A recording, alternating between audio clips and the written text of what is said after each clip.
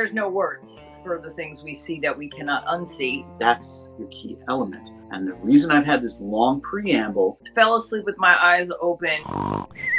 I want to talk about use of EIDL funds. Now we're talking. The Economic Injury Disaster Loan Program for a natural disaster is designed to help a small business, or in certain communities, agricultural or aquaculture, private nonprofit organizations, recoup lost revenue that they lost because of the natural disaster. In other words, a tornado whips through town and the dry cleaners is wiped out physically, needs physical repair. The EIDL can help with that as well. But 3 doors down from the dry cleaners, the hair salon is not damaged at all, but she can't open the business because of all the tornado damage on the street. Her business is closed due to inaccessibility for, let's say, 3 months. So she experiences, therefore, 3 months of economic injury, 3 months of lost revenue. The dry cleaners, on the other hand, experiences the physical damage to the property as well as the economic injury, which, depending on how long it takes to get funding and to get the repairs effected and get back open for business, the period for the dry cleaners, economic injury, might be substantially longer. So that's the essence of how the natural disaster economic injury loan works. But when you have that kind of a disaster, the first thing the SBA asks you is, what about your insurance? Because you must have put in a claim to your insurance company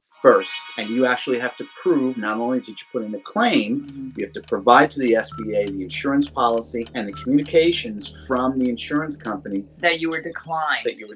You're the insurance underwriter. You want to talk briefly about how that works? As a business owner, a homeowner, renter, depending on if you're going for personal or for business. Well, let's focus just on the business. Yeah, so for the business, if you have insurance on a piece of property or personal property in your business, then you're likely, if your agent understands your business, you're having a conversation versus just talking about price. Don't kick me under the table. You just told me to talk about it. Would have business interruption. Where I come from, you can only get business interruption coverage if you have physical damage coverage. If you file a claim and it's declined, there's a whole process, and you would have documentation of that you would have to furnish to the SBA as proof that you have no additional funds, you have no other means of resources to protect yourself. Thank you for bringing that up, because that's another element of how a natural disaster EIDL works. Not only do you have to put in your insurance claim to try to recoup monies for physical damage or loss of revenue through your insurance provider, but also they want to see your cash assets. If you own property, is it possible to refinance your property? As crazy as that sounds. Do you have cash in the bank for the business? Other assets for the business that can be used? In other words, before the SBA will approve a natural disaster EIDL,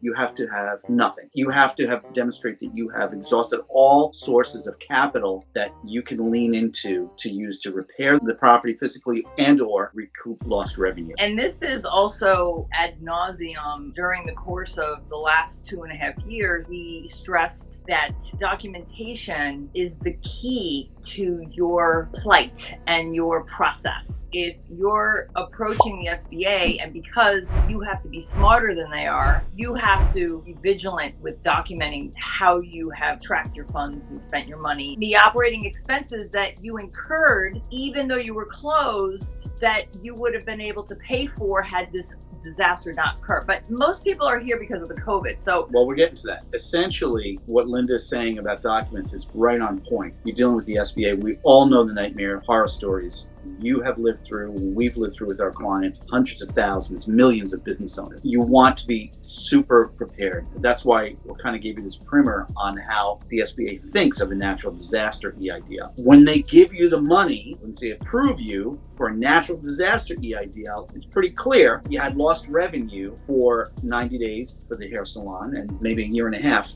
for the dry cleaners. They look at your previous tax returns and they look at how much money you had to repairs or recoup, and they give you a loan. You can use the money for the same type of expenses would have incurred and paid, same operating expenses, as if you were open all that time having revenue come in. The key point, under a natural disaster loan, they give you money to replace lost revenue to pay for normal operating expenses. But now we've got COVID-19.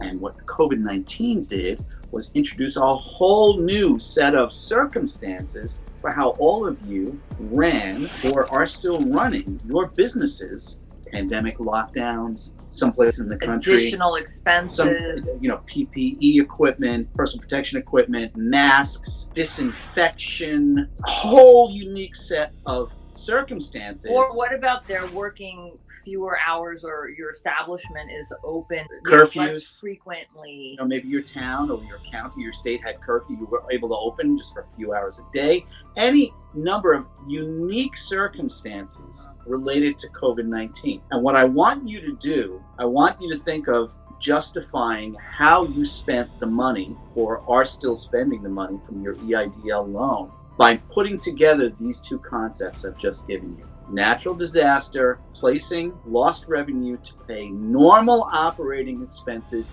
you would have paid during that period you were closed due to the disaster. Melded with COVID-19, which brings a whole different set of circumstances.